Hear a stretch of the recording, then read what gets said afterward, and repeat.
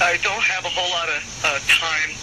Um, Well, look, let's begin by finding out whether you're using this line properly or not. Area 51. Yeah, that's right. Were you an employee or are you now? A former employee. Former employee.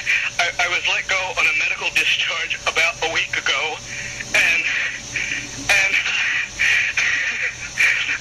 I've kind of been running across the country. Oh man, I don't know where to start. They're gonna they'll triangulate on this position really, really soon. So you can't spend a lot of time on the phone. So give us something quick. Okay. Okay. What we're thinking of as aliens are they're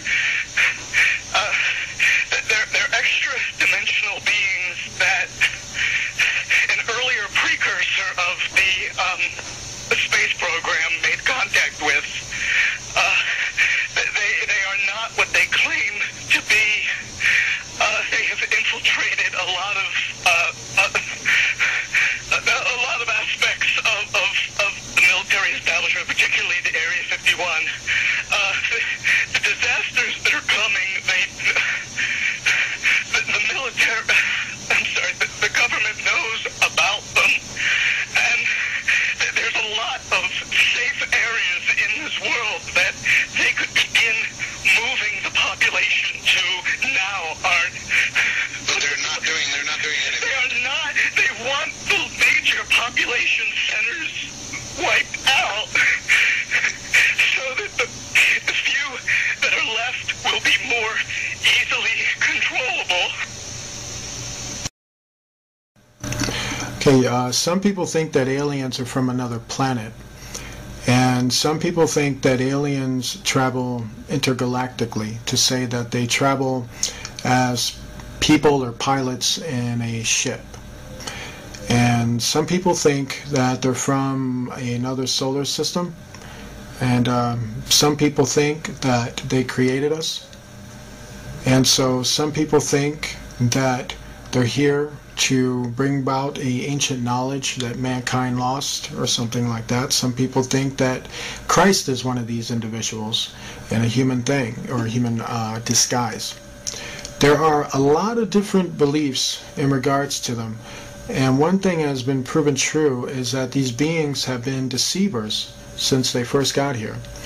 And every time they told a ruler or a person that they came from a planet or they came from a society and that they were created under a different God than we would know, it has often been shown to be a lie. They seem to also change the story of their origin, and history has shown that over and over again. And what I mean by that is to say many times when people thought that they were on another planet, it turned out that under hypnotic trance, through hallucinations called either holographic images, they were meant to think they were on another planet. Some of them have literally woken up in the midst of having this technology operated on, and they realized that they were actually in a laboratory room. And unfortunately, when they realized they were in a laboratory room, they realized that there were human beings in that room, and there were actual, real Nephilim beings in that room. They realized that they were not on a planet, but they realized that they were somewhere on Earth, and they were in a secret place where they were being experimented on. Some of them are actually using ships, real technological ships, to kidnap people. That does not qualify them as coming from another planet, as the way they would define it. So let's understand a little bit more evidence on that. Let's go back to the intergalactic thing, okay? If they're from an intergalactic world, let's say they're from 9 solar systems away from us, and they were from a technological world that is 9 solar systems away from us, that world would be far more present than non-existent as we're in that state now, meaning the traffic would be so heavy that you would see it, and you would clearly see it all the time. Interesting thing about space is that the solar system that we live in is actually called clean space, meaning there aren't really a whole lot of debris and gases and things in our solar system. It's It's very clean. But the solar systems that are around us are filled with very dangerous gases, and they're filled with strange anomalies, weird type of rocks. And basically what I'm saying is, for the kind of technology to travel warp speed at such a speed and power that it would probably kill them before they even got here. The gases would definitely ignite with nuclear energy sources.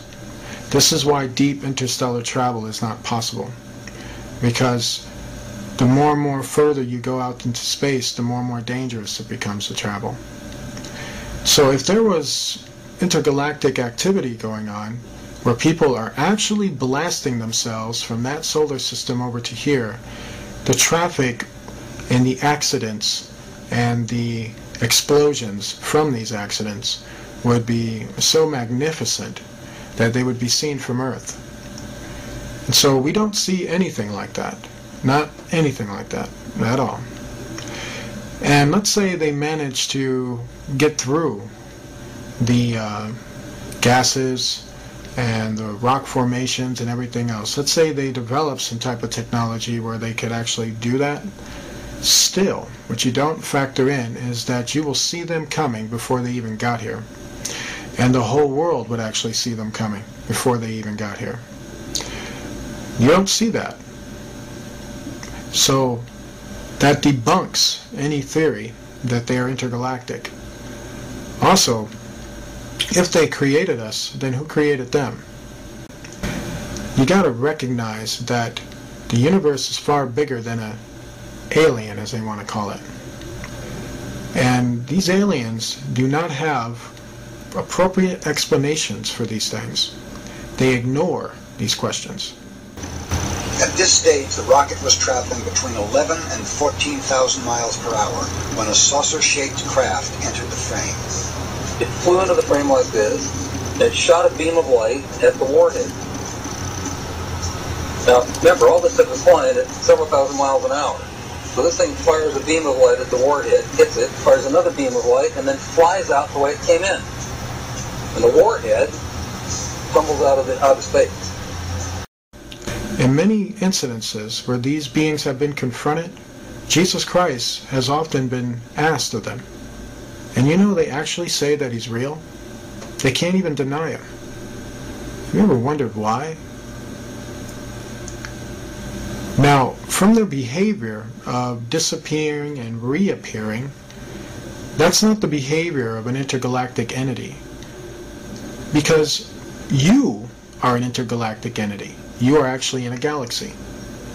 And if you were to go to another planet, let's say Mars, they would see you coming because you're in a ship. You would actually try to communicate with the rulers. You would communicate with the people. They would see you coming down from your ship in a normal intergalactic travel way. Have you ever seen these entities do that? Absolutely not. They just seem to appear out of nowhere, and they always want to have very secret meetings. And they're very good at hiding from the people.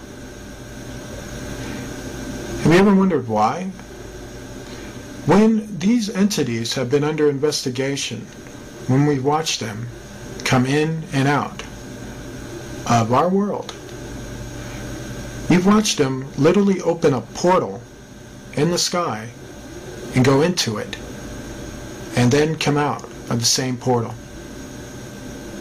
This spiral portal has also been shown that it can be created in satanic occults. There are people who practice magic that we would probably know now as Kabbalah, but had other names before that, where they can open up the same portals. And not open up the same portals, but they can call up entities that look exactly like aliens. But yet, they don't call them aliens. They call them evil spirits, and they say that Christians would call them demons. But yet, Independence Day, The X-Files, all these shows want you to think they're aliens. truth is out there, and they're not aliens.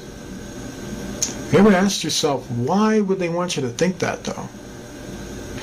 You see, if you think alien, you don't think about Jesus. And when you think alien, it makes you doubt Jesus. And when you doubt Jesus, guess what happens? These aliens run right over you. They take control of you. They possess you. They do terrible things. They're not your friend. They're not my friend. And they're not the solution to the human race. You see, you probably heard that they tell the human race and the rulers that you need to make peace and you need to end your weaponry and stop killing each other and stop doing these harmful things to each other, and we'll help you. But yet, what you don't told is that these aliens also want our help too. How is that? How is it if they got things together, why do they need our help? If they're so superior, why do they need us to disarm? If they can help us, why don't they just do it? Why do they need something from us? Have you ever wondered why? A good hustler knows that when you hustle something, you need to get back in return. You're doing it because you want to make that person happy so that you can make yourself happy when you get back the return. A hustler will sell you something, but he wants the money. Do you understand? Did you know when dealing with these beings in negotiation, where your tax dollars are being used to talk to them and you're not even told anything about it, did you know these beings hustle? They promise people technology. They promise people to solve all their medical problems. They promise to show them the ruins of planets and to take them there and to help them build a society there without the people, which is you, me, and the people they're supposed to be ruling over and basically feeding us and take care of us and making society possible for us. A former astronaut who walked on the moon says aliens exist and that the government has been covering up incidents of contact for years now. Dr. Edgar Mitchell says aliens have visited our planet, and he believes the government covered up the discovery of an alien spacecraft in 1947, as well as 4 alien bodies that were found in the desert. The reason for the denial was, number one, they didn't know if these were hostile and could we protect ourselves from them. Didn't want the Soviets to know, so they devised to lie about it and cover it up. Well, Dr. Mitchell is a veteran of the Apollo 14 mission, and he walked on the moon back in February of 1971. I've read about this incident you had in 1951, and you said you saw literally hundreds of unidentifiable flying objects. Yes, they were flying quite high. How high we couldn't tell because we couldn't get anywhere near their altitude. But they were either very large craft way up or smaller craft still well above what we could get to. For a day and a half, all of this happened. But then no one wanted to talk about it. Well, we sent a report forward on it, and the answer that finally came back months later was they were probably high-flying seed pods, which didn't sound very logical. But the real question here that we've been addressing is, have we been visited? Are we, since we are now a spacefaring civilization, having only gone to our own moon, but have our visitors, the aliens, have they come to us? And all the evidence is yes. So what is it that you want to see the Obama administration release? What is it specifically? What do you think is there that we need to see? Well, the other nations, and this has been a global phenomenon, other nations in just in recent history, the Belgian nation, the French, the Brazilians, the Mexicans, the Argentines, all of their files have been opened up. And there's no reason in the world why the U.S. files, the leading nation in the world in this period, should have been reticent in opening ours too, except special interest groups. So Edgar, but let me ask you, I mean, for all the stories that have leaked over all the years, I mean, and there's always somebody somewhere that's going to leak something, and if there was really something there, don't you think by now somebody would have said something? Well, it has. people have been saying it all along.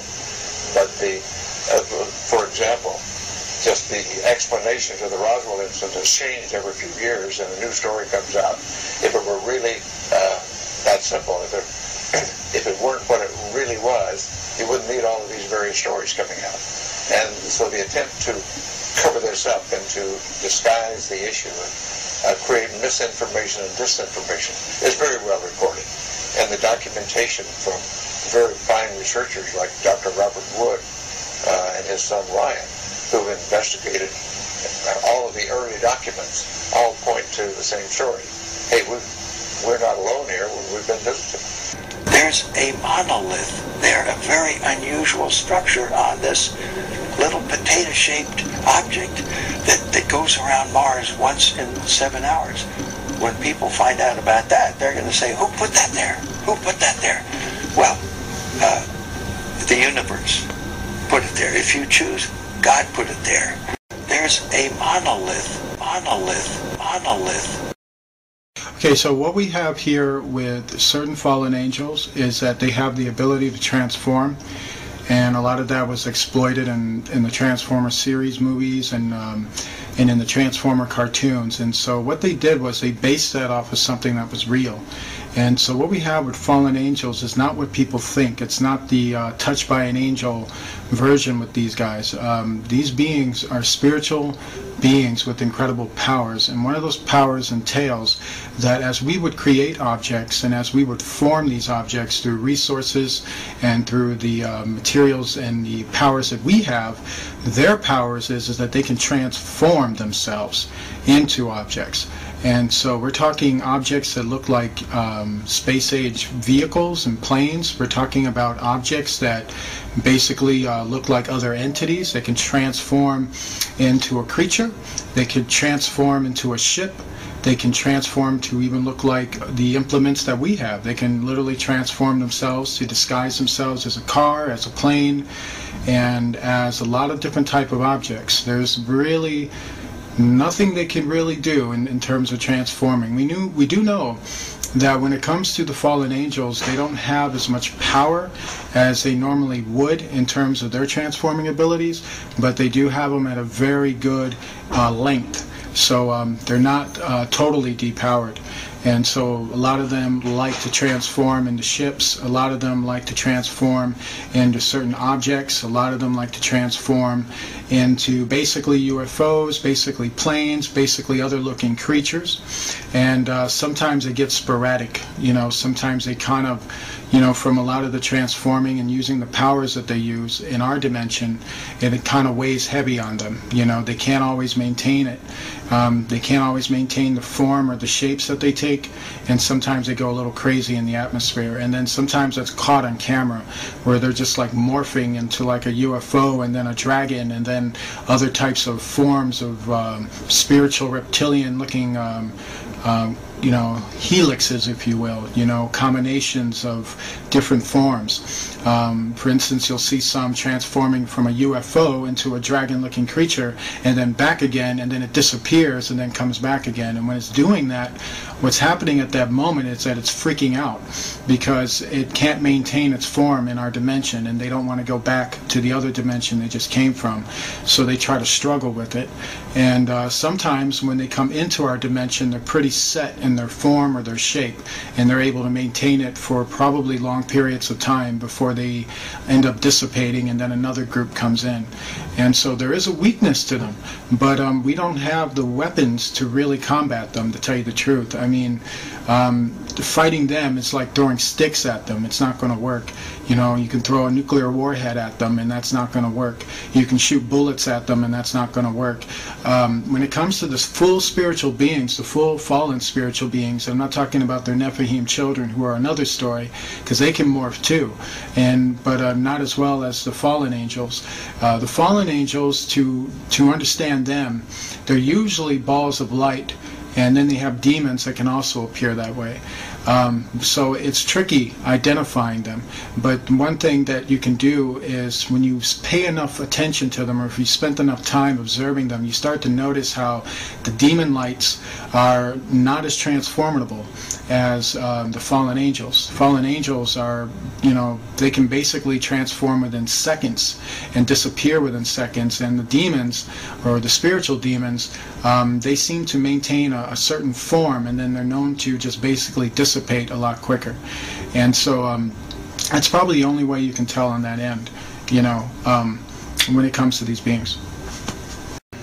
Aliens are two types. Aliens, is what people will know them, are actually fallen angels. And fallen angels have more power than people think. They're more creative in their deception than people think.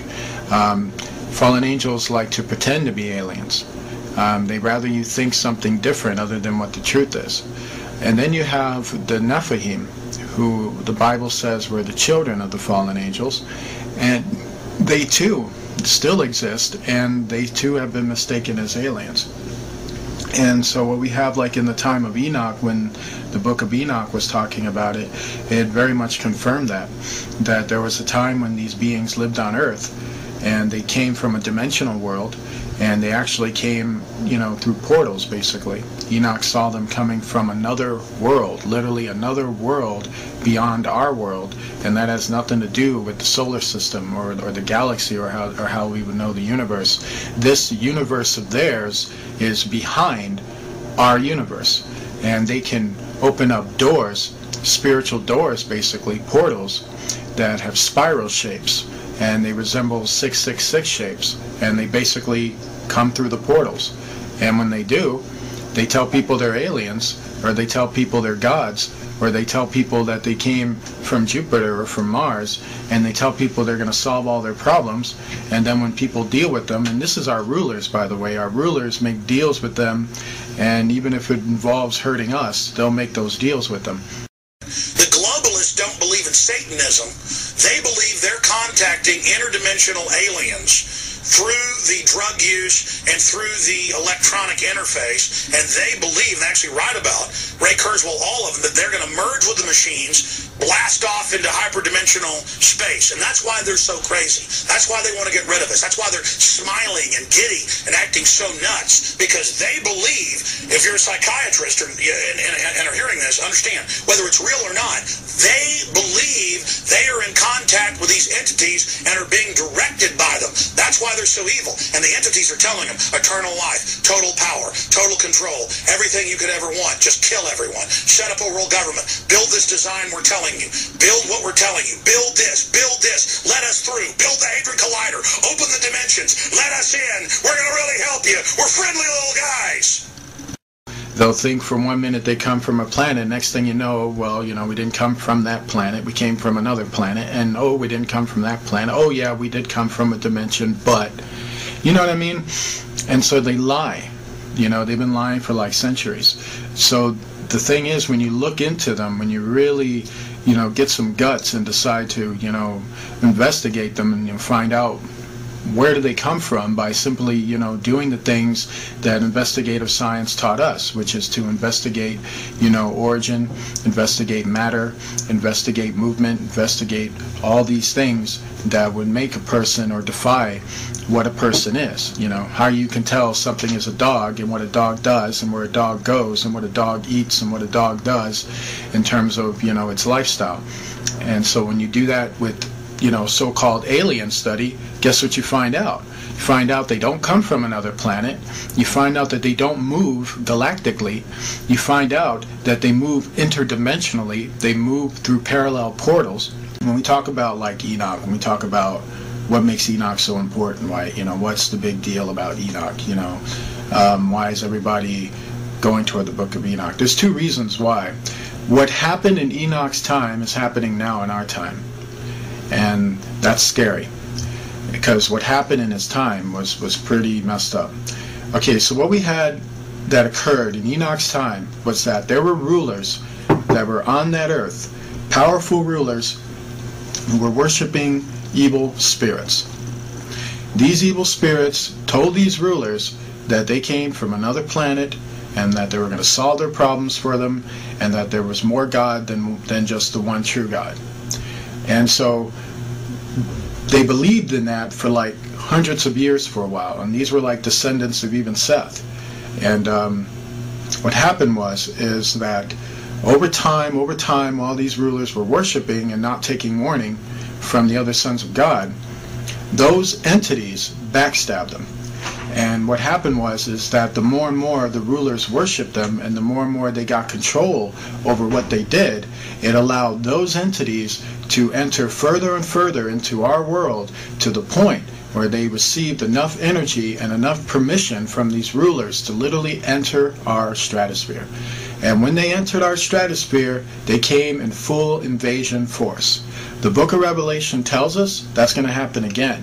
We are living in the stage where the beginning of that is already happening. So what we put this picture is Hitler basically meeting up with the fallen entities, and that was basically irregular for him. He had a very large interest in basically following them and basically communicating with them and basically talking to them. And these beings were, very much part of the plan and the destruction of World War II. You'd be amazed at the fact there was a lot of attacks in World War II that they actually took part in, that history tries to cover up or tries to bury. I mean, if you look back at maybe 15 years from 9/11, so many people will have a different view and a different explanation to that. But when it all comes down to it, the Bible tells us that fallen entities are involved, and our leaders shake hands with them and greet them, and are happy to see them. Hitler is also very much involved with the 13 council members, and so he's very much a guy who reports to them. And this is one picture that you're looking at right here.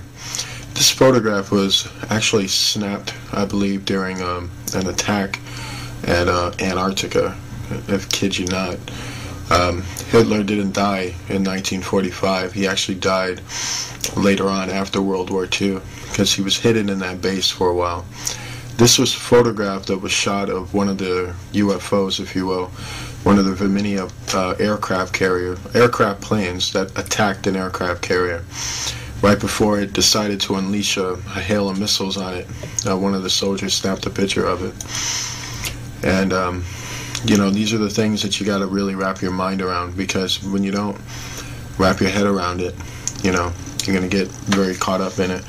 This is also the same deal.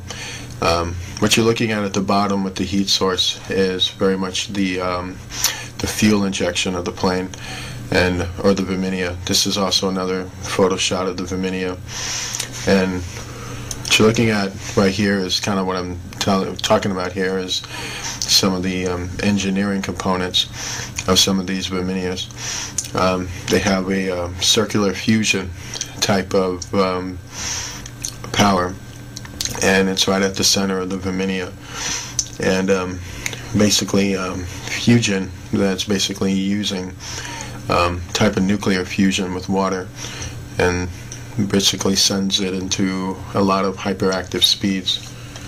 And it's just very, very advanced, and it's just to show you just how advanced we were in World War II, which would even implicate to you now just how more advanced we are now, and how so much of that is not shown. And what you're looking at here is another case of that. You can see how sleek they build these Virginias, and you can see how well they've gotten to the point of building them. They're nowhere near to the point where they used to be, but they've gotten there now.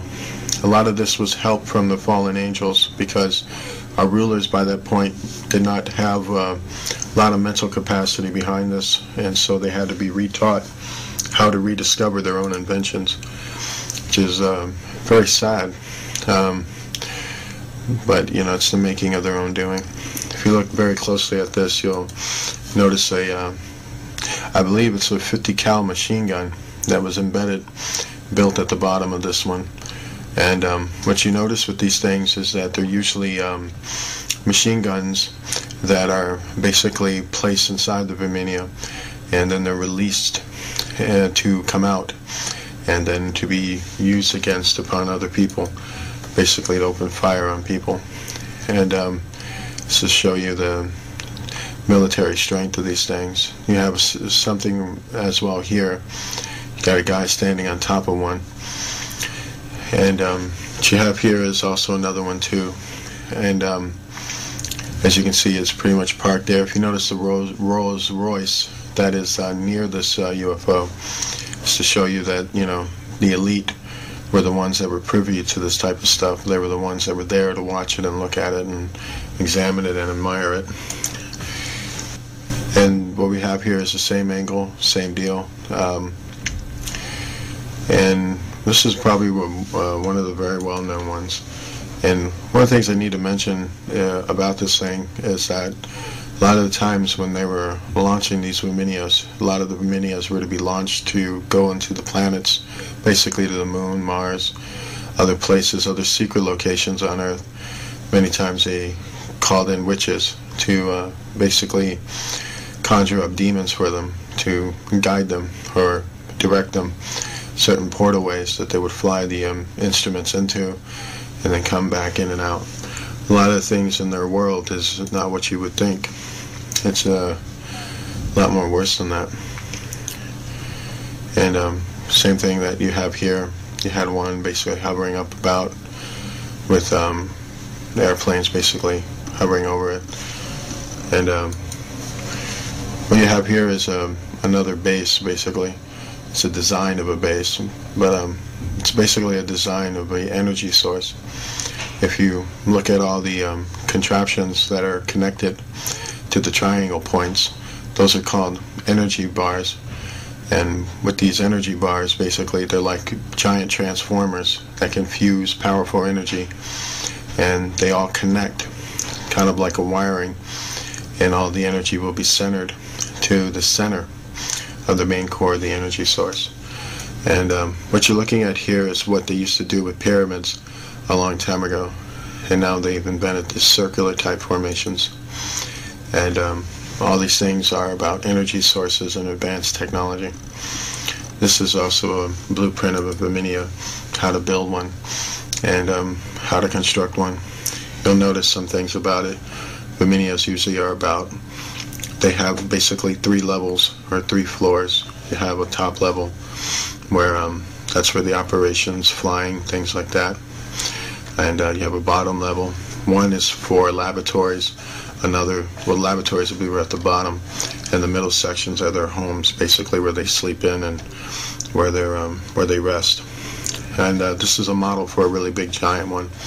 This is the Nazi base, and what we have with this base, it's very old. It was built, and the starting building construction on it was in the 40s, late 30s to the 40s, and right now it's one of the most advanced colonies on the moon. It has technology that would literally blow your mind away. Right now there's about 2 million people living on there, on that base. It's actually a city, and it's very, very big, very huge. You have literally advanced space age technology there. It's one of the last things left of the Reich Empire of Hitler. It's now part of the Rothschild Illuminati colonies, and they control it right now.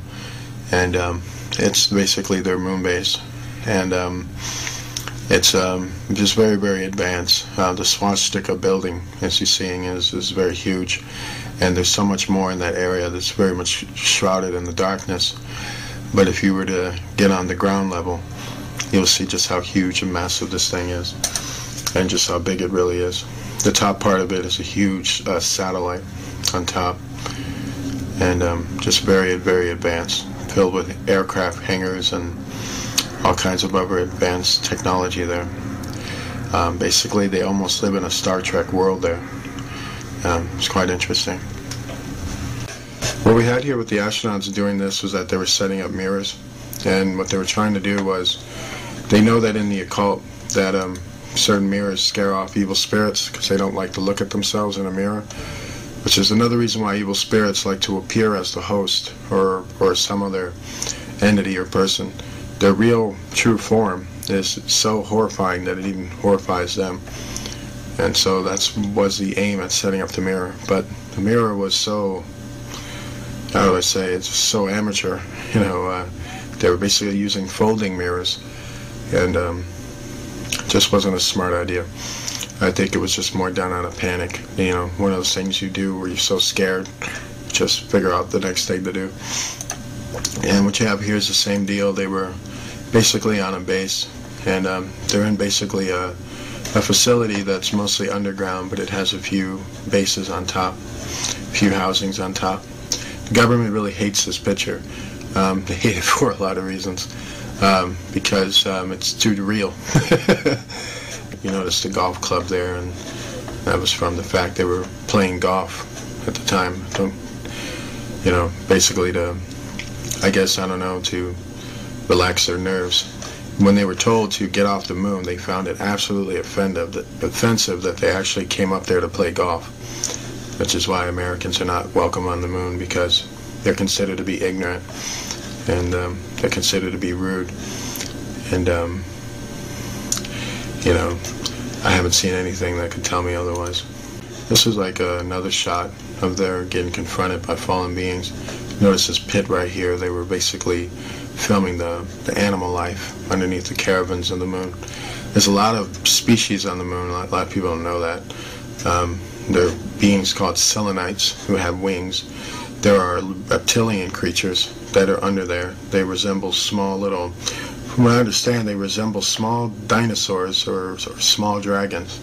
They're very, very small.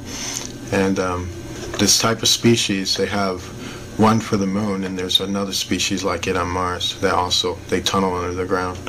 At the time when they were doing this was a later Apollo mission, as you can tell with the rover they had, and this means it was after Apollo 11. And then when this mission was going down, basically they got confronted by the fallen angels. You'll see them up here. There's actually 5 of them coming around, but every one fallen angel is probably like 20 or 30 of them. Remember, they join themselves. They basically fuse themselves together and travel in a light source.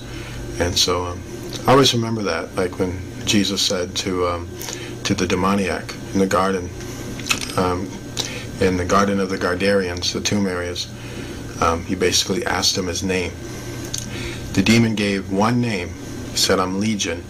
One name, but yet we are many. But this is to kind of show you, like when Beyonce says, "I'm Sasha Fierce," there's a whole lot more people to Sasha Fierce. And so that's kind of what you have with aliens too. They travel in the same way. Same thing here. You have 2 of these beings coming up the surface, and basically there too.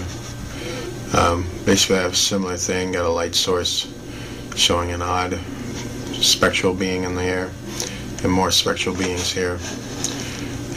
Very similar to what I'm talking about.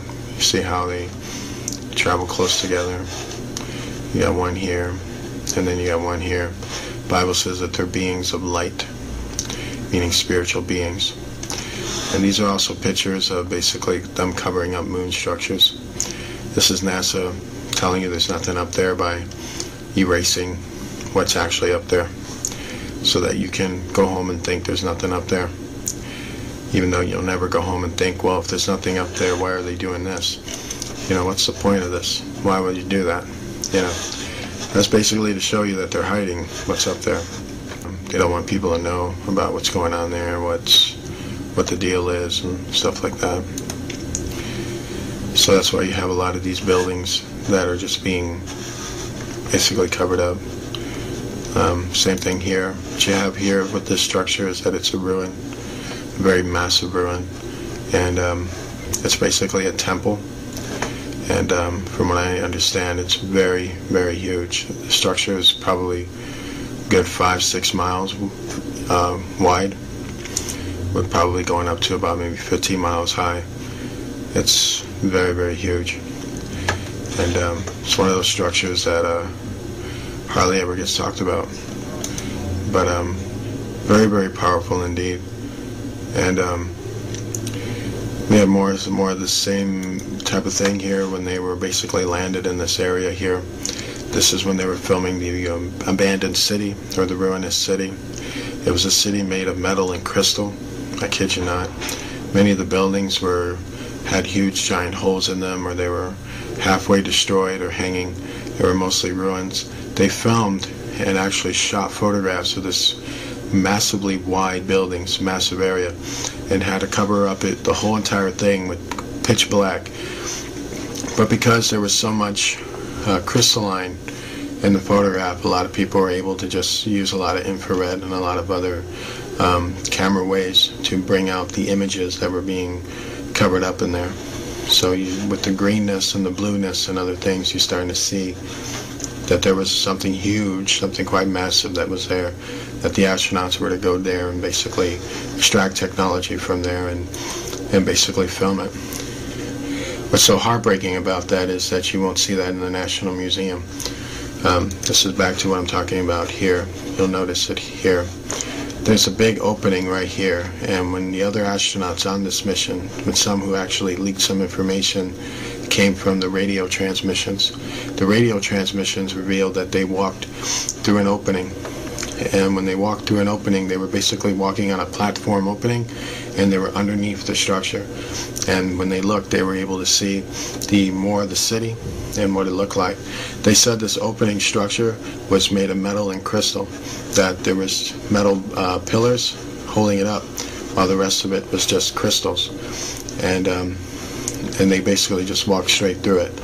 And that was the opening where they walked in, and basically were looking around at it, and then they walked out and started taking pictures of the overview of it. And you'll notice some of these rock things here. There's more to these rocks than people think. There's actually technology that's buried within those rocks. So what they had with this area was that there was a lot of ships ingrained in the dust and the ground of the area, and basically they were taking pictures of the structure that was around them. But what's so shocking about it is, if you look how small this astronaut is and how large the structure was, you really start to grasp the architectural skills of the old world was mind-blowing. And yeah, it's kind of like same stuff here, but it's kind of NASA spreading disinformation. Basically, these rocks things right here, there's more to it than people think. Sometimes they're actually pieces of technology broken off. Sometimes they actually have animal life living in it, or biological life in it. And so they just basically erase it. And this is kind of like showing you their guilt, because if you look at it, if you didn't have this information, you wouldn't think much of it. But they get rid of it anyway, because in their hearts and what they're doing, they know what it is, and so they don't want you to figure that out. So the less you know, the better is kind of where they go at. And so yeah, same thing here is you got them erasing stuff, erasing towers and other things. You got the same thing here. Erasing other towers. I want people to see what's there. This was actually a fallen angel, and what it was basically doing was being very intimidating. It shapeshifted itself into a giant ribbon, and these are just other questionable areas where it's got moon bases on it. There's other activity there, activity that it's very, very horrible, most of it. If it's secret, it ain't good. These are pyramids that are on the moon, and you notice 1, 2, 3 of them. From the shot angle, actually 4 right over here.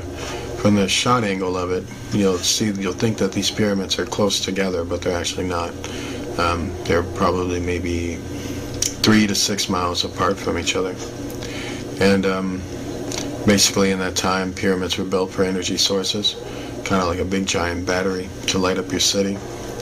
And that's what they were there for, basically. And this is to show that they're somewhere near a ruinous city, and they're not too far off from it. And just very powerful. And same thing here. What we had here were UFOs kind of lying on the surface. They looked like giant bugs, actually.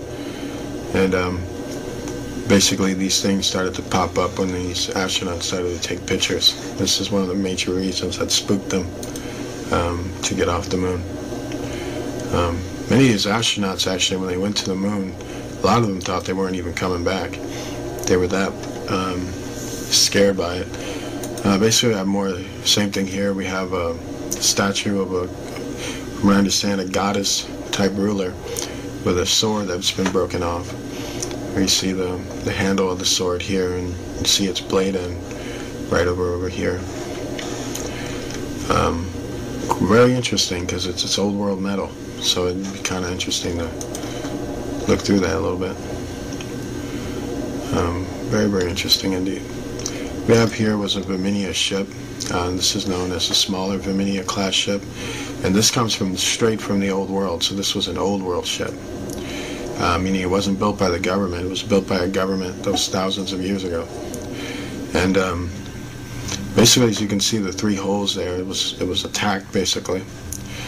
And but looking at how advanced it is, it's marvelous. From what I understand, they were going in there to take away computer chips that were on it, and to get a schematic, basically, of how it was built.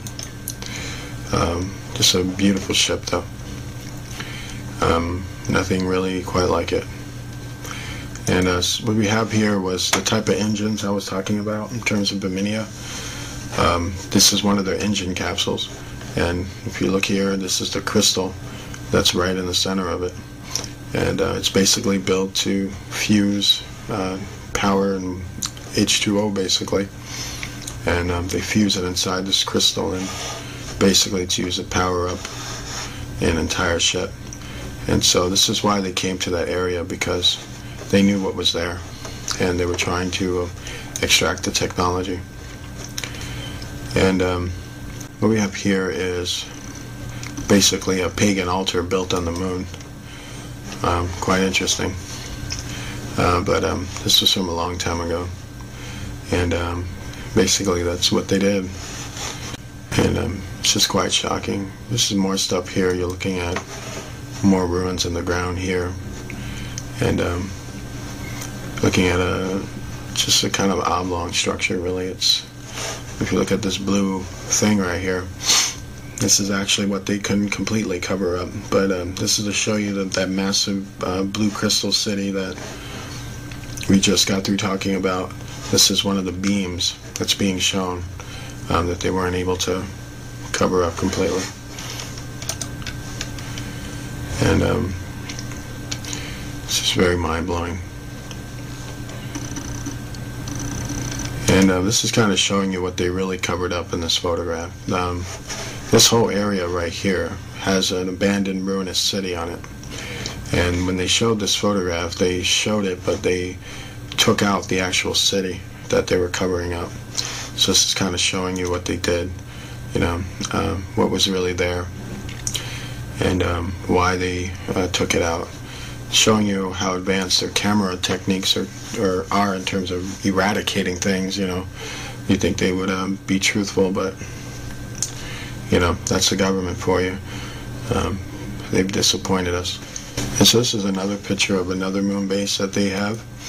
And what you're looking at here is called portal technology. And that's what this big giant thing is used for. And what you're looking over here is a tractor that's about to come in. And this tractor usually goes to the mining fields, picking up silver, gold, metal, other resources. And this is one of the bases that they have on the moon.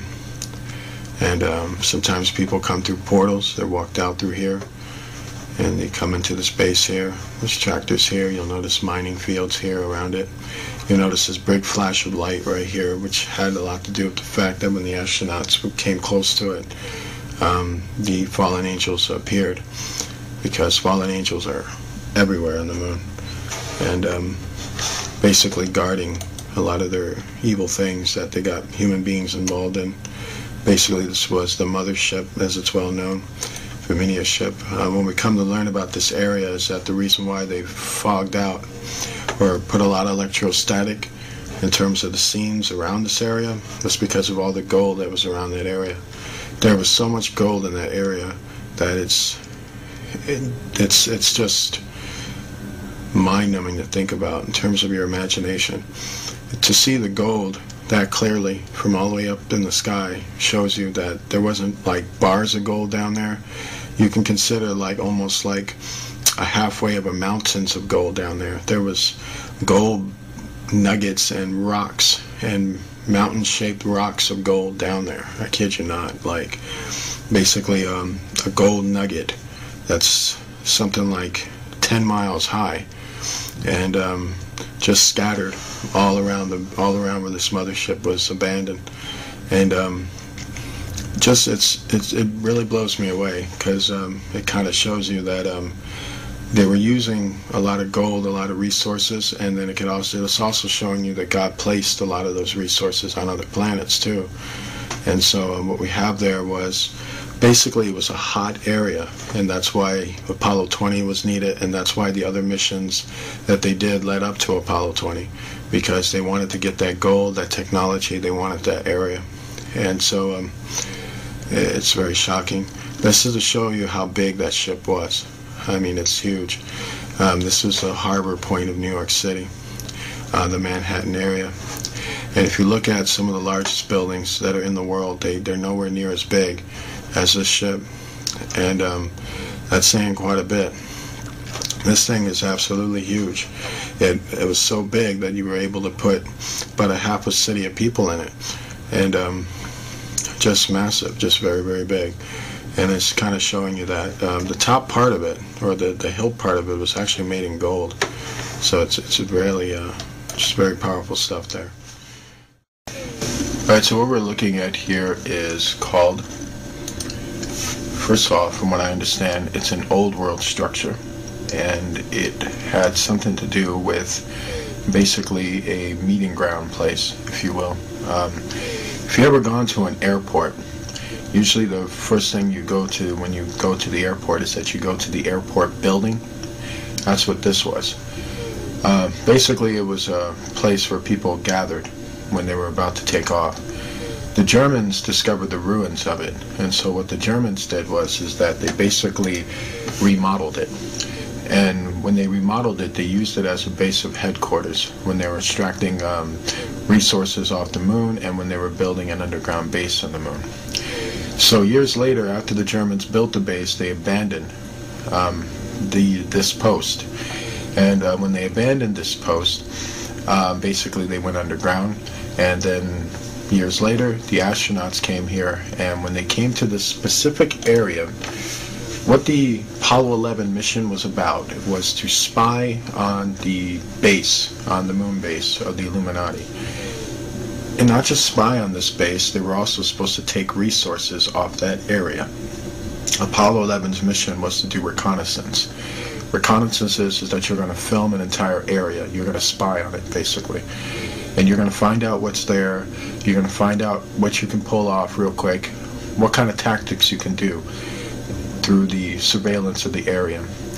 And that's what they basically did. They were assessing what they can and cannot do, and they were assessing what was there. And so that's what this whole Apollo 11 mission was about. It was about filming the ruins, filming the resources, assessing what you can do. And so that's what basically was going on here. And what we're looking at with this structure is that it's a very huge structure, by the way. It's a two-story structure, but it's very long, it's very wide. And when you go directly into what they're doing here is they're going into the front door, basically. And when you get a very good look at it, you start to see what I basically mean here. You can basically see there was a time where basically what you're looking at is the inside of an airport, if you will, but a space-age airport. There was a time where people would be, well, basically they'd be lined up over here, and you got these other buildings and other rooms where people basically would have had their office, if you will, and, you know, there was more to this structure. A lot of it was destroyed, but there would have been a lot of technology around it. So by the time the Germans got to it, the Germans would have just remodeled it, you know, put some new structures on it to hold the building up and things like that. Once it was abandoned, it was just, that was it. So you'll notice some things about the walls of the building. You notice that they're very bright. You notice that when they come in with the camera, it seems like the whole thing seems to illuminate. That has a lot to do with basically the walls. The walls are made out of alabaster. Alabaster makes things glow, kind of like marble does. And so, from what I understand, this structure was a combination of alabaster and marble, and kind of like a white stone, if you will. And so that's why it has a very type of eerie glow. This is one of the astronauts walking. We believe this was Buzz, actually, with Armstrong filming. And if you take a good look, you notice some things here.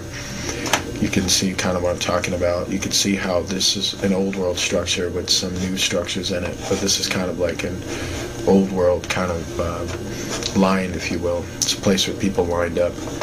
And the more and more you get a very good look at it, you'll notice these archways. Archways are places where people would gather. They'd be coming in and going out.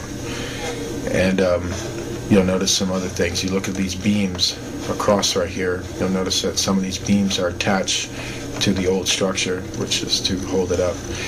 And you'll notice the ground is very broken up, and that has a lot to do with the destruction that the building went through, or was basically hit with, a long time ago. And you'll notice now he's filming another room, which is here, and he's about to go right into that room. And so what he's doing is that he's just walking along it, and you start to notice some rocks, blocks, and things that have been broken apart. You'll notice here also how it's one room here, rooms here. You'll notice how it looks very much like a big giant office building. And that's kind of what you got to put into you, is that is what you're looking at. Is that you're looking at a building that had an administrative function. And even in the old world, it had an administrative function. And when the Germans took this land, they made it also into an administrative function. And then until after a while, that was pretty much it. And so that's what you're just looking at here. You're looking at a building that used to house very advanced technology, and then the Germans used it, and the Americans spied on it and walked in there and wanted to get a very good look at what's inside there. From what I understand, there was circuit boards that were left around in there. There were metal pieces as well.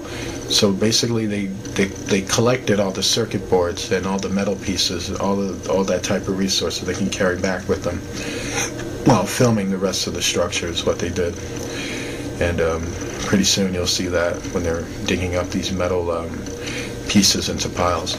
And so you're looking at more of the structure. What he's basically doing now, he's getting more closer near the ruins of the structure. And now as you see what he's doing, take a very good look at what he's doing. He's looking at the ground because he's noticing that there's metal pieces on this ground.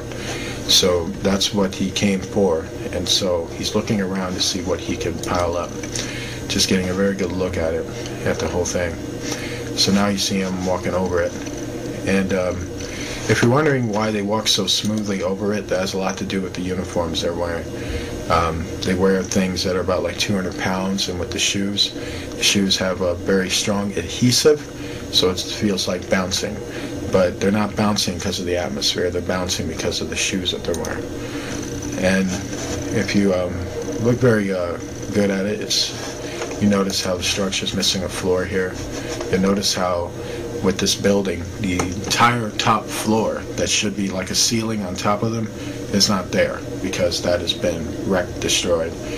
And so only some part is holding up in the back, while the front part has been basically gutted. And so this is just more of that. You see these beams here, and then you see these archway beams that I want to keep mentioning it to you. You see more arch beams here and more arch beams here. And that's just to tell you, that it was an administrative building, and people would have been lined up here, they would have been lined up here, they would have been going into another building here, getting their papers or getting prepared for flight. Then they come out of the building. And then if you notice, right at the very far end of this building, that's about maybe a mile off, or half a mile off, is where the Verminia ship is, the one that Apollo 20 went after. And that's to show you what that area used to be. It basically used to be a massive space-age airport. So you're looking at some of the buildings that were left over from it, and this was one of the administrative buildings that they had. So that's more, what you're looking at. If you take a very good look at it, you see how this building, had levels. It was a two-story building with a lot of floors, a lot of inner floors. So basically levels of rooms, bedrooms, office buildings. Basically, that's, what it was, basically.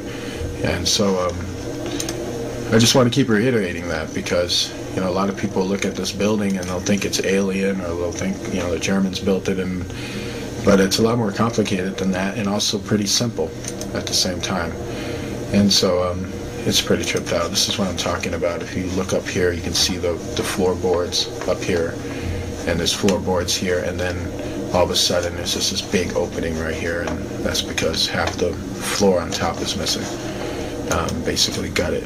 And a lot of things like that, alabaster walls, but you notice how some of these, wallings here are more darker. They don't really shine that well. And so that's to show you that the Germans had to, like I said, remodel. They had to put some of their raw material on there to kind of hold the building up so that they can use it. And this is Buzz in the middle of it. And, it's a funny thing with Buzz is that right at this point, when he's standing in the middle of it, just looking at it, what was going through his mind is the fact that he just could not believe that this was there. Like he's just mesmerized by the fact that somebody built this here before he ever got there. And now he's thinking also, man, I got to go back and tell the people that we're the first ones on this moon and there's nothing here, while he's in the midst of the truth. It's a very eerie moment for him. And if you notice how still he is, he's just standing there, just looking. And so it's just to kind of give you the insight of, what's going on with him. He's just really mesmerized by what he's seeing. And let's get a good look shot at it. You can see how big this building is in terms of width. It's a width building, definitely. But it goes for quite a bit. Like, you got these tunnelways that are going all the way, or hallways, if you will. They're actually hallways, and going all the way down and all the way down. You see how long this building was. It was probably close to about a mile long, and it's very, very huge in terms of that. And so one thing about old world buildings is that they emphasize a lot on width and length. They were very astute at that. So that's what you got going on here as well. Also, you'll notice there's more hallways here, more doorways, hallway down over here. There's another section over here. It's just mind-blowing. Top of right here is actually the main ceiling right up here. And it's kind of a box-shaped structure, an oblong box-shaped structure. And once again, Buzz is just more in awe. You notice how slow he's moving now, kind of looking around at it, just kind of in disbelief, just, really blown away by what he saw. You're looking at it right here. This is another hallway point, and where they're at, their module is right over here. And so that's what they're basically looking at. And you notice how this room is designed. It has a very interesting type design, the design is very interesting. Every time I look at it, I can tell with old world structures, they were very into being creative, and so, but not too far off from what we would build a structure as. It's kind of like the same style, same format of how we build our buildings. So it's very powerful stuff, and the more you get a look at it, the more you're really floored by it. Okay, so you'll notice that they're on the outside. They're actually filming in the inside, something on the outside. And this is their module, so one thing you gotta ask yourself is, what's this thing? Right up here. Now that is quite interesting, because it's actually outside. And so it's a little weird. It probably has a lot to do with the entities that are up there. And they did describe that the entities were hovering on top of their heads. So that could have something to do with that. Very, very weird indeed. And That's probably why he's filming the module right now, because he's getting worried. Okay, this is what I was talking about in terms of picking up metal fragments and circuits. Now, if you notice what he's doing, if you take a very good look at what he's doing, that's exactly what he's doing. He's collecting up circuits, he's collecting up wires, and he's collecting up metal pieces. And he's basically piling them up so that they can basically take them out of there. And that's what Mr. Buzz right here is doing. He's basically trying to pile them all up together. And quite interesting. And the reason why it's dark there is because there's just not enough light. And this is a computer composite of what the structure looks like. If you take a very good look at it, it's very, very big. And you can see how it's just a big, massive, long, two-story administrative building. And just very, very huge. And quite interesting indeed. And that's just to give you a very good look at what you're looking at. And there's just so much about this, you know. This is a piece of the second floor ceiling. It's broken off there. You'll notice some things on top of it. It's kind of circular, like blocks and stones on top of right here. That could have more of a function than we think. We could be looking at a piece of a broken off machine. And it's just amazing, you know. Very sad when you look at it too, because you know you realize certain things, and you know you realize what we lost due to sin, due to rebellion against God. We cost ourselves quite a bit, and you know the Earth is temporary. Even the planets are. None of this stuff is going to last. You're not going to see this stuff in eternity. And believe me, you don't really want to. The place is haunting, by the way. If you have the astronauts who talked about it, who covertly talked about it, spoke about the feeling of being haunted, you know, the feeling of something was on their back or on their shoulders, looking at the apparitions of the fallen angels being haunted by them. So the moon is very much haunted. So right now we're going to show you a female body that was found on the moon. And this came from Apollo 20, which was a very covert mission. And it was done between Americans and Russian astronauts. And this mission was the last known mission to the moon in terms of the American involvement of it. And this is the body that you're looking at right here. And you'll notice some things about the body is that you'll notice these tubes that are connected to her eyes and her mouth and to the center point of her head.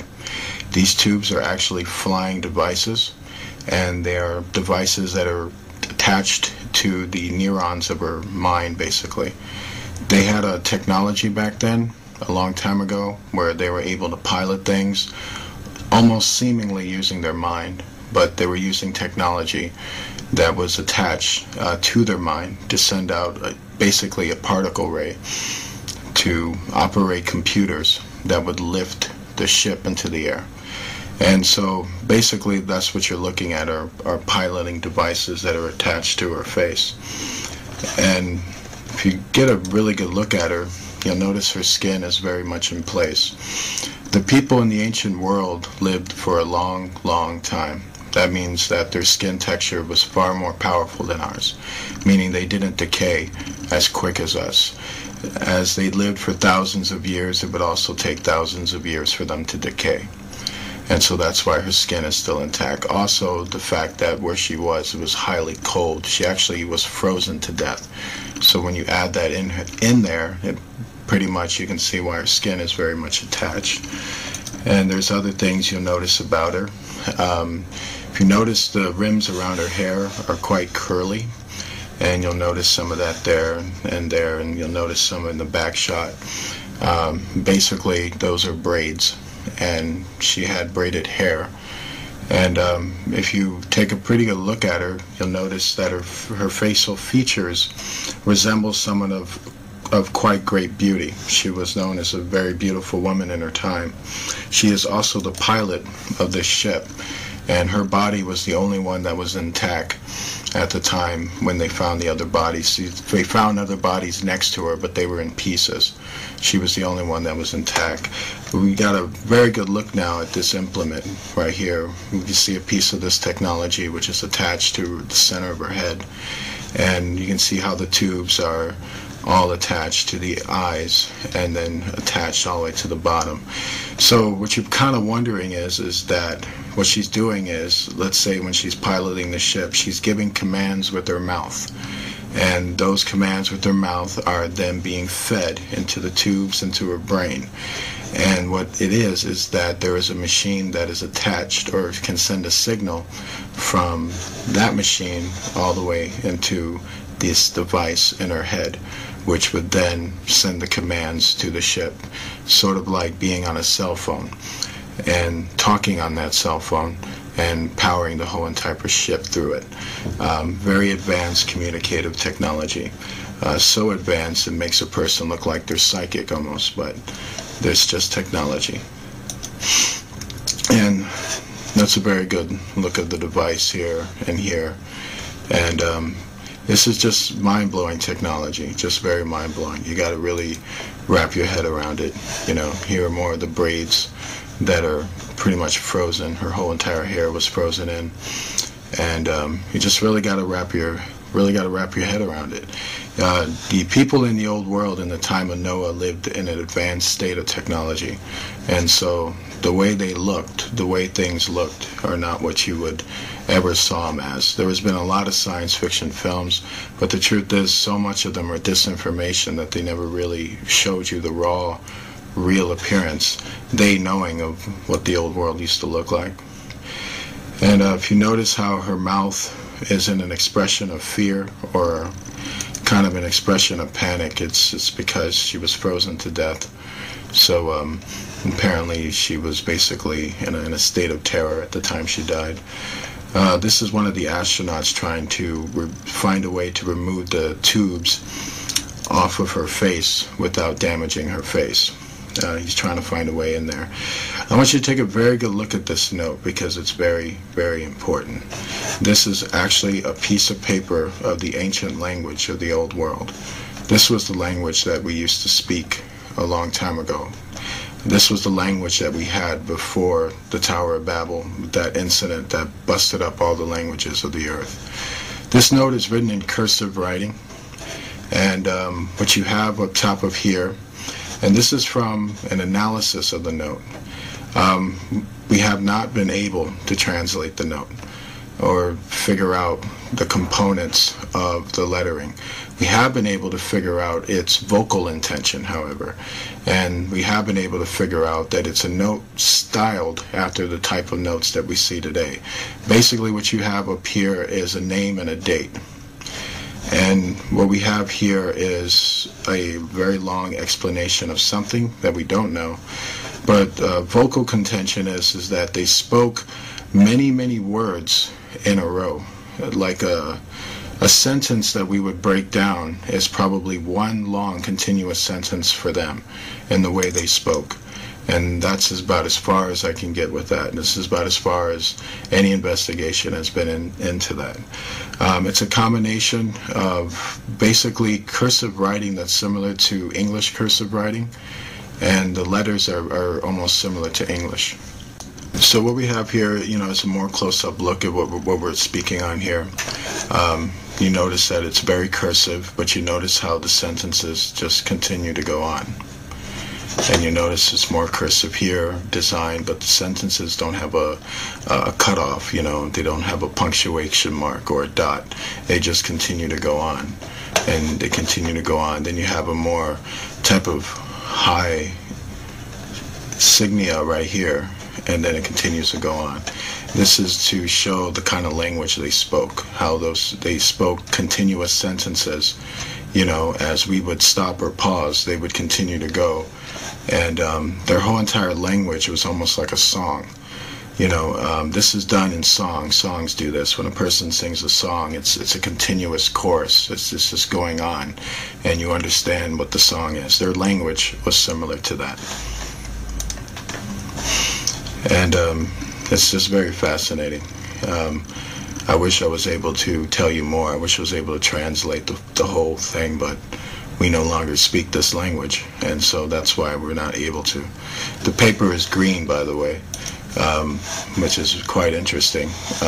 They factored different color paper back then, and this is black ink, by the way. And interesting tradition says that it was Enoch who came up with black ink, so that's kind of interesting. There would be people tell you they didn't have black ink back then. Well, tell that to this piece of paper. And so it's quite interesting. This is another note that was found on it. And the interesting thing that we found out with this note was that there was 3 people who signed off on it. Here, here, and here.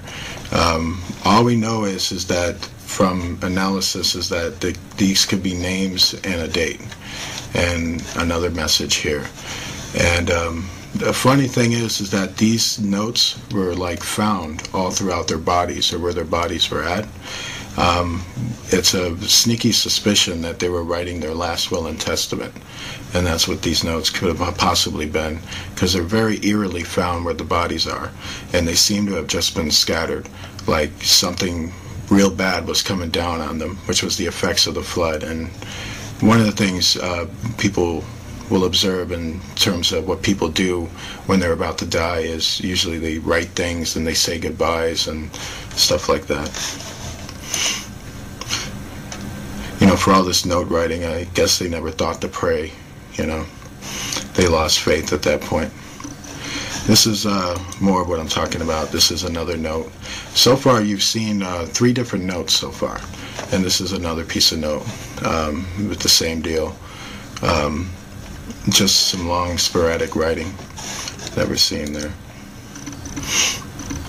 And what the astronauts did was they put all these notes in these Ziploc bags that you're looking at here. These white bags that you're seeing right here is the bags that they use to put the bodies in.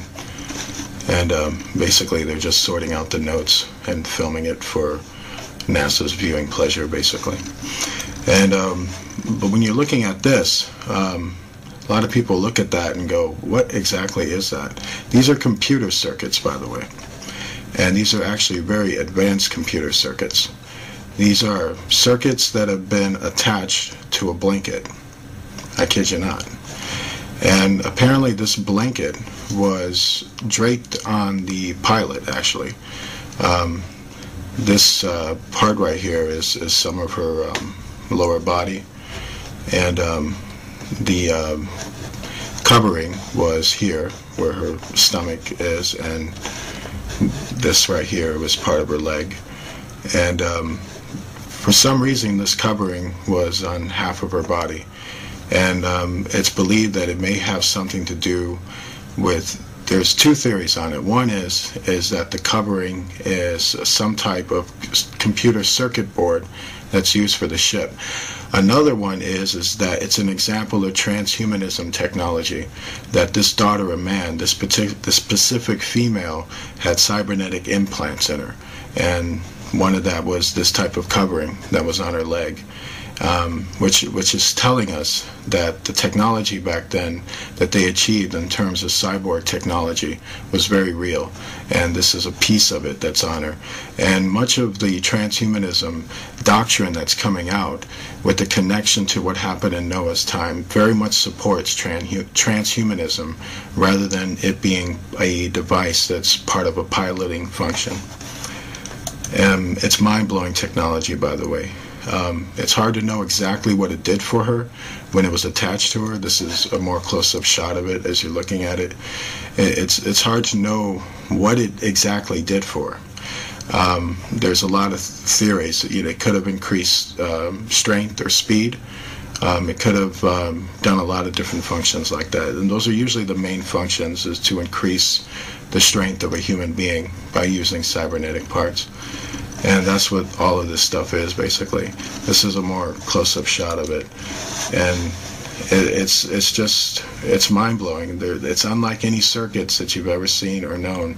These are circuits that are far more advanced than what you would ever have known. Then they work far, far better than anything you can think of in terms of what we're dealing with now, or what the government will have you think that we're dealing with now. This is a more close-up shot of it to get you to really wrap your head around the circuit board of it. When you're looking on the surface of it, it almost feels like a smooth type of painting, almost, or a smooth type of paper, cardboard paper. But when you look further into it, you see that there's actual computer circuits inside of it. And these are the up-close shots of these circuits, and they're just basically coursing throughout her particular implement, and they're attached to her skin, by the way, and that's why the transhumanism technology makes far more sense, because it's very much attached to her actual person. And what you're seeing here is more parts of her body. This is a more up-close shot of her leg, and up-close shot of her body frame, to kind of give you an example of what happened to her skin, or close-up, more telescopic close-up look of her skin. And basically you can see how it's, it seems like instead of decaying, it's chipping. And so that's fascinating. The skin is very hard, and it looks like it's the type of skin that really would take a lot to even cut it. And so it's very strong skin. It's not, you can see how far humans have degenerated. We literally decay. We don't chip away. But back then they chipped away before they actually decayed. And fascinating. And what you're seeing here is her co-pilot, and the co-pilot's head was severed. And so what you're looking at here is the severed head that they found, and it was right next to her. This co-pilot didn't have the implements attached to her, and where she was found, actually, she was found a few, from what I understand, about 15 to 16 inches away from the pilot, and her head was found about 16 inches away, with her other body parts being found in pieces. One thing you got to understand, the astronauts' impression of it when they came onto the site of it, the Apollo 20 crew, was that they felt that a violent incident took place at this time, because the body parts were in pieces, which hence that they were hacking at each other toward the end of it. The pilot seems to have been preserved for two reasons. She may have been the captain, and having privileged knowledge, she may have tried to get away while this was happening, and but basically wasn't able to escape. The meteorites that blew open onto the moon caused a freezing on the moon, that basically if anybody who didn't get taken out by the blast was going to get taken out by the freezing effect. She seemed to have survived the blasting effect, but got caught in the freezing effect, which happened pretty much simultaneously right after the blast. And that's as far as it's known. And what will eerily shock you is that a lot of old world technology that's found all have traces of a violent disturbance that had taken place on it, from having laser holes blasted into them, from bodies being found in pieces and being found in suspicious ways, showing that they were in a state of panic and violence at the time that the flood effects were taking place. And so much of that is, you got to really wrap your head around that these people were living in a very violent society. This is an after shot of when they removed all the tubes off her face. Right now, they basically got her on Apollo 20, and so this shot right here was basically to show you the after shot of when they had it all removed. They had a female doctor who was with them as an astronaut, and she was the one who removed the tubings off her face. And key things to note is that when they removed the tubes off her face, they said that this ooze, this type of eerie ooze, was oozing out of her eyes and out of her nose. They believe that that might have been part of the cartilage of her brain and the flesh of her eye. That at the time when she died of the freezing effect, it affected the circuits, and that would have fried the inside of her organs in her brain and her optical eyeball. And so that was the oozing stuff that came out. And that's why they don't open up her eye, because there's nothing in there, basically. But we get a very good look at what she looked like. And we can see she was a very beautiful woman when she was alive. She has very voluptuous lips and all that stuff. She's gorgeous. A friend of mine kidded me and said that it looked like Angelina Jolie. But I disagree with that. She looks better than Angelina Jolie. What we're looking at here is the natural mark that's upon her head. It's said that the daughters of Cain, or Canaanites, or people who descended from him, had deformities or specific marks that registered them as being Canaanites. And so this is what we're looking at up here. You'll notice that it's a cross formation, actually. You can see here and here, and so there would have been one here and down here. And there's a serpent form right here. And it is believed that this is the old world mark of the beast.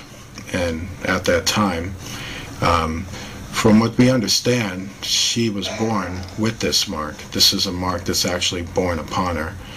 But there were some who were actually taking a mark, or a tattoo mark, that had two type of components. It was a digital chip that was tattooed into your skin.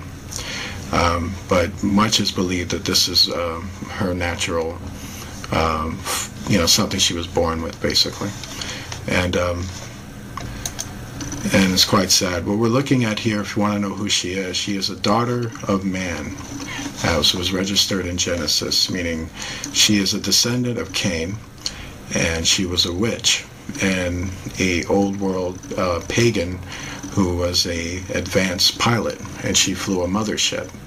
And she is a member of the Rama Empire, because the ship that she was found in registered to have been part of that old world empire in terms of the technology that was found. And she was found intact, as you can see. You'll notice some damage here on her face, on her cheek here. And this is all chipping, by the way. Her face is starting to chip here. And you'll notice some of the kind of the chipping on her lips and things like that. And you'll notice just how well her face looks. You can tell that when she was alive, she was a radiant looking woman, but she was also quite an evil woman. From what I understand about the daughters of men, they weren't the type of women you took home to mom, if you know what I mean. And this is pretty much the function. What he's doing here in terms of this flashlight, you'll notice that he's got this flashlight all over her. He's basically checking her skin out. He's basically checking for any abnormalities, anything that's out of the ordinary, anything that doesn't fit. He's trying to make sure everything is intact, everything is looking okay. You notice that he's putting this tube up her nose, because before there was stuff draining out of her nose. So he's making sure the nose has been cleared out, and he's making sure everything's cleared. You see the stuff that he's taking? So the type of stuff that was drooling out of her nose. This is actually tissues of her brain being pulled out of her nose. Says her death was pretty painful. And what we're looking at here is a very good picture of her, because now we get like a good front shot of basically what she would have looked like if she was alive. He's pulling more brain tissue out of her nose, and it's quite shocking. Noah spoke about these Pacific women. He said that these were the women that corrupted the sons of God, the human sons of God. They used to be married to fall. Some of them used to be married to fallen angels. I don't know if she specifically was, but I do know that she was one of those daughters of men who did corrupt sons of God. That I do know about her, and it's sad. It's a horrible reality to really wrap your mind around how much history has been stolen from you. That you would never ever know this, and that's totally sad. So now we're going to show you the image of the ship. that was found. And the first thing we want to talk about in terms of this image is that it's a very controversial image. And the first thing you got to understand is that this image is being brought to us by a very advanced telescope. And it was a telescope that was attached to the technology or the equipment of Apollo 20. It was an instrument that they had that was extremely advanced. And so basically we're looking at an image that's actually being looked at from basically thousands of miles into space. And basically they had a technology much like a telescope. You know, when you look at a telescope, the objects look smaller in the telescope, and so this is what we're seeing here. And they're actually seeing it through a computer screen as they're moving the telescope. And so with that understanding, that's the understanding you need to have as you're looking at this footage. And also you're going to notice there's a lot of static in this footage. That was actually done by NASA, and I'm going to tell you why you'll see that static. And if you take a very good look at it, at what they're looking at here, you'll notice how the ground is shiny. In fact, it's very, very shiny. In fact, it's shining yellow, and that's because there's a lot of gold.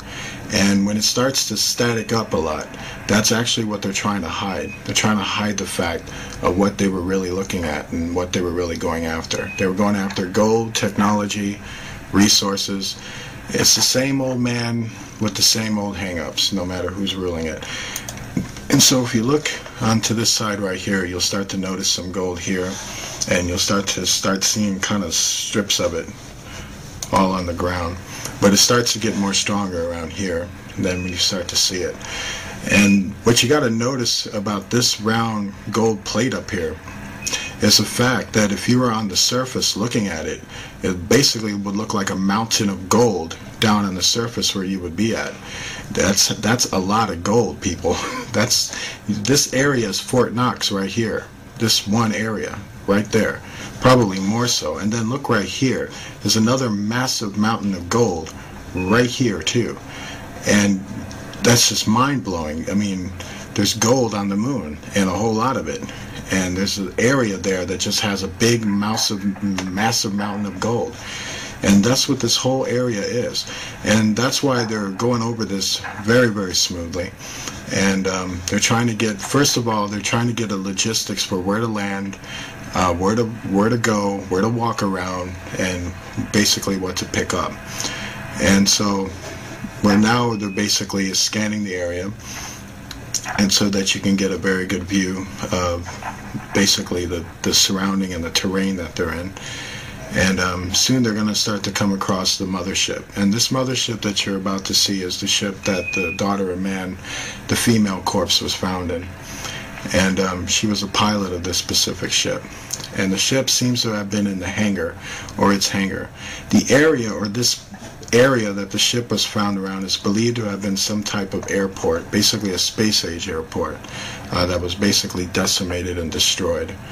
And so if you're looking now, you see a lot of these meteor rocks, as you will, and they're all over the ground now. You see them here, basically you see them everywhere. And these are not natural rock formations. This is the sign of a great devastation that took place in this area. These were the rocks that were shot out of the earth like meteors, and they scattered all over the moon to destroy it. And so that's what you're seeing, is these massive holes in the ground. And now you're seeing it all through here. You see these things starting to light up right here, here and here. This is more gold that's being found there, and it's all over the place. Now the static comes, and this is NASA. NASA's trying to now hide what they're trying to see. Now it's more gold, and not just gold that you're seeing here and here, but now you're starting to see the ship itself, which is right there in the hangar. And the more and more they get closer to it, they can start to see it. And you'll notice that the ship's main, what you would call the bridge, if you will, the screen that covers it, is made of gold as well. And that is a big, massive gold plate too. And you'll notice that now they're getting more closer into the ship, and now they're looking at it. And keep in mind also, like I said, telescope technology is what they're using. You're looking at a computer screen from their ship using a telescope machine. So they're actually telescoping this image from their ship onto their ship so they can get a look at it. So knowing that, to know that's important is because this thing is a lot bigger than you think. It's actually far bigger than Manhattan itself. That's how big this ship really is. So knowing that, the ground and everything else is far, far bigger. And so if you notice how these golden massive nuggets, mountain nuggets, are shining off the ground, it's just to show you how much is down there and how big this ship is. And if you notice where the ship is, you notice this big circular thing that's around it. That was part of the hangar that it was once in, but you also notice it's been destroyed too. And so right now he's basically looking at the nose of the ship and he's trying to negotiate a way in. And so right now they're getting an outer look into it before they'll go into a more deeper telescope to get a more detailed look into it. So basically that's what they're trying to do. And then you notice these big holes that are right on top of it. Basically those holes came from the meteor impacts. And now, if you notice all this kind of crazy stuff that's like kind of going on with it, right when they get here, you notice how it's very shiny right here. It's basically glowing right there, glowing yellow. And then you notice how all that glowing stuff was going on, and now it's starting to get more and more shakier. Now the image is starting to fade out more. This is also a NASA trick too, and what they were doing was they were trying to cover up all the gold that was on that specific type of mountain area that was right above the hangar where the ship was. The ship was inside the hangar, and at the top portion of the ship, all along that land there, were just massive mountains, massive mountain nuggets of gold. And that's when it starts to get more and more staticky because they didn't want you to see that. And it's quite shocking. There's also a lot of bright spots in this video that were very suspicious of entity activity that was going on. And from what we understand about that is that every Apollo mission was spied on by the fallen angels, so they haunted them and many times harassed them when they were doing their missions. And so you're noticing more of it. You see more of these kind of gold contentions here, and you see right there, right at these areas right here, they're just kind of scattered all through there. And it starts to get more and more foggier. But you start to catch it when you start to take a good look at it. And then right up here too, it's more and more glowing. A lot of yellow golding glow. All of that are basically massive gold pieces. And with the light, basically all that lighting, that red-blue lighting that keeps happening every time they focus the camera over there, that was NASA's effect on that, basically trying to cover up what the camera was catching. And so that's why it's basically glowing all those reflections. We want to thank you for watching our video, and we want to leave you with basically this important information about the footage that you just saw.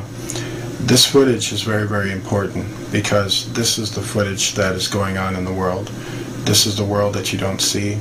These are the things that go on in this world that you've either been lied to about or the right information wasn't brought to you, and a lot of those things. We did these videos for two things. One, to show you that they're real, and also to explain it to you so that you can walk away with the proper information about what you're seeing. These entities are real. They are hyperdimensional beings who take many different shapes and forms. Our government has lied to us about them since they showed up.